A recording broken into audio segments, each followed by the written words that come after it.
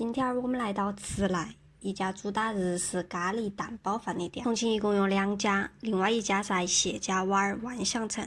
今天我们来到的店是观音桥北城店改店，是被同学安利而来的一家颜值高的流水线操作的日式快餐店。整个装修都是这种清新简约风，因为能全程看到那种操作过程开张式的厨房，所以说会觉得很安心嘛。鸡蛋皮儿、盖帽儿炫技，主打的是蛋包饭，所以说我们点了几个不同口味的蛋包饭。蛋皮它只是盖帽儿，没有完全的包裹那个米饭。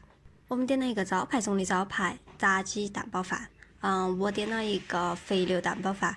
我很喜欢吃肥牛，所以说对肥牛很满意。甚至高于招牌。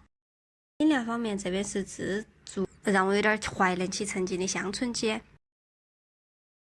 菜品方面是非常的丰富，基本上是可以足够我们果腹没问题的。配的是酸萝卜，个人不是很喜欢，但我同学觉得那种酸酸的很离口儿。还有一个百香果果冻，个人觉得偏硬，味道一般。2个配菜好像是都可以无限续碗。如果说我对配菜都甚至是可以打负分的话，那么我觉得主菜是相当的 OK 的。蛋皮很软很薄，那种爽滑可口，包括说米饭沾着那个汤汁儿恰到好处。大部分的咖喱我吃到后头我都会觉得有点腻，但他们家我都觉得还好，咖喱味儿浓郁却不会腻人。点的是微辣，我觉得刚刚好，原味会觉得有点普通。特辣呀，又很容易找那种辣味，全不行。蛋包饭的味道我是充分认可了，我觉得比较好吃。我基本上是空盘了，服务也比较棒，但位置与位置之间是有点拥挤，因为是一家小网红店，所以说饭点的时候基本上都会排队。